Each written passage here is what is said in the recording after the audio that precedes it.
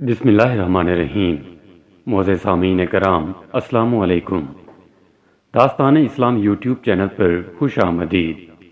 اللہ پاک سے دعا ہے کہ آپ سب کو اپنے حفظ و امان میں رکھے اور درازی عمر بالخیر عطا فرمائے، آمین۔ سامعین کرام، اس ویڈیو کا عنوان ہے غیبت کی تباہ کاری۔ حضرت سیدنا احمد بن محمد علیہ رحمۃ اللہ القوی فرماتے ہیں، میں نے امت محمدیہ کے مشہور ولی حضرت سیدنا ابراہیم آجوری علیہ رحمۃ اللہ الغنی کو یہ فرماتے ہوئے سنا۔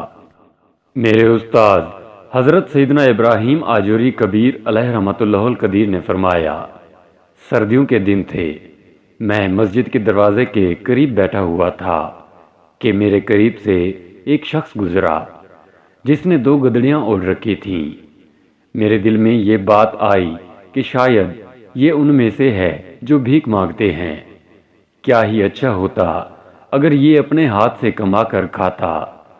جب میں سویا تو خواب دیکھا کہ میرے پاس 2 فرشتے آئے، مجھے بازو سے پکڑا اور اسی مسجد میں لے گئے۔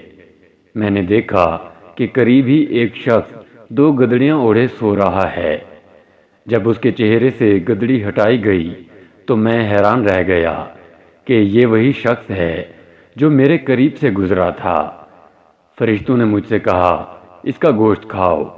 میں نے کہا، میں نے تو اس کی غیبت نہیں کی۔ کہا، کیوں نہیں؟ تیرے نفس نے اس کی غیبت کی اور تو نے اس کو حقیر جانا اور اس سے ناخوش ہوا۔ حضرت سیدنا ابراہیم آجوری کبیر علیہ رحمۃ اللہ القدیر فرماتے ہیں، پھر میری آنکھ کھل گئی۔ خوف کی وجہ سے مجھ پر لرزہ طاری ہو گیا۔ میں مسلسل 30 دن اسی مسجد کے دروازے پر بیٹھا رہا، صرف فرض نماز کے لیے وہاں سے اٹھتا۔ میں دعا کرتا کہ دوبارہ وہ شخص مجھے نظر آ جائے تاکہ اس سے معافی مانگوں۔ 1 ماہ بعد وہ پر اسرار شخص اس حال میں نظر آیا کہ اس کے جسم پر پہلے کی طرح 2 گدڑیاں تھیں۔ میں فوراً اس کی طرف لپکا، مجھے دیکھ کر وہ تیز تیز چلنے لگا، میں بھی اس کے پیچھے ہو لیا۔ جب مجھے محسوس ہوا کہ شاید میں اس کے قریب نہ پہنچ سکوں گا اور یہ مجھ سے دور چلا جائے گا تو میں نے کہا، اے اللہ عز و جل کے بندے، میں تجھ سے کچھ بات کرنا چاہتا ہوں۔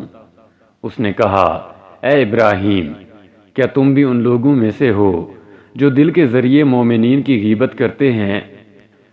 حضرت سیدنا ابراہیم کبیر علیہ رحمۃ اللہ القدیر فرماتے ہیں، اس کی بات سن کر میں بے ہوش ہو کر گر پڑا۔